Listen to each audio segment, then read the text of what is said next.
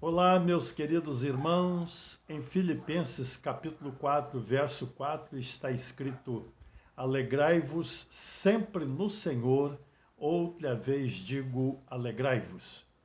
Amados, hoje, dia 23 de janeiro, o Senhor está me concedendo a oportunidade de compartilhar a sua palavra para o fortalecimento da nossa fé em Cristo Jesus, nosso Salvador e Senhor. Convido-os para a leitura da palavra de Deus, conforme está escrito no livro de Provérbios, capítulo 30, versículo de número 12. Há daqueles que são puros aos seus próprios olhos e que jamais foram lavados da sua imundícia. Amados, é interessante observarmos que a palavra de Deus apresenta a realidade, triste realidade do ser humano, pecador. A Bíblia diz em Romanos capítulo 3, verso 23, que todos pecaram e destituídos estão da glória de Deus. Portanto, todo ser humano é pecador. Todo ser humano traz na sua vida, no seu coração, essa marca terrível do pecado. Mas há aquelas pessoas que se julgam isentas do pecado. Há aquelas pessoas que dizem que não cometem pecado, que não erram. Não é isso que a Bíblia diz. A Bíblia diz que todos nós pecamos.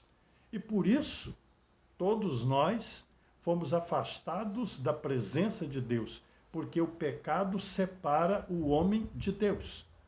O profeta Isaías, no capítulo 59, no versículo de número 2, ele diz: Eis que os vossos pecados fazem separação entre vós e o vosso Deus.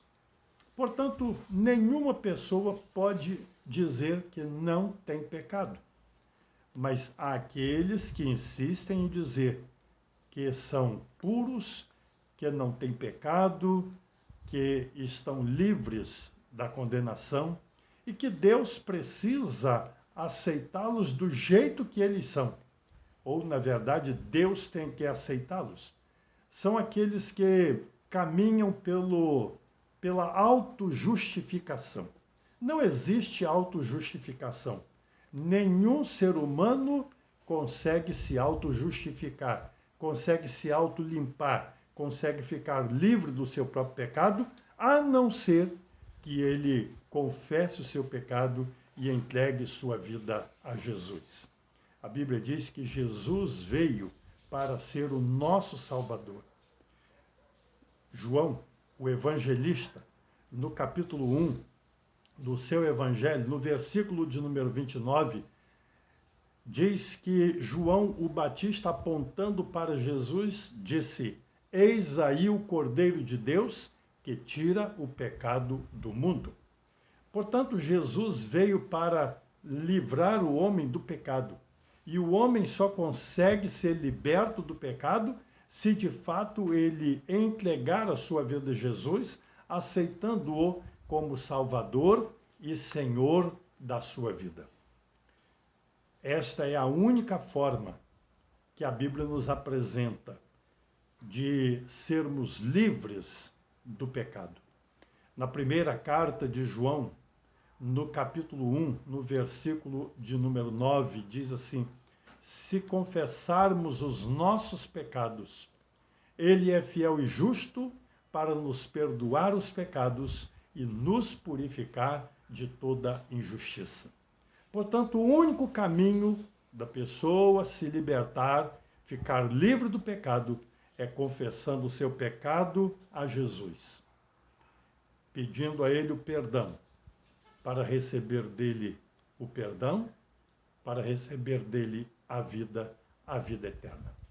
Que nesta oportunidade reflitamos sobre o valor da nossa libertação, de ficarmos livres do pecado pela fé em Cristo Jesus. Que o Senhor nos abençoe. Oremos. Ó Deus, obrigado por este momento quando paramos para refletir sobre a importância de termos confessado o nosso pecado ao Senhor Jesus e dele termos recebido o perdão, a vida eterna. Ó Deus amado, que cada pessoa tome essa decisão de confessar a Ti os seus pecados e receber do Senhor o perdão, a vida eterna. Pois o Senhor é o único que pode perdoar os pecados e conceder a vida eterna, a vida com Deus. Nós oramos agradecidos e suplicando em nome de Jesus. Amém.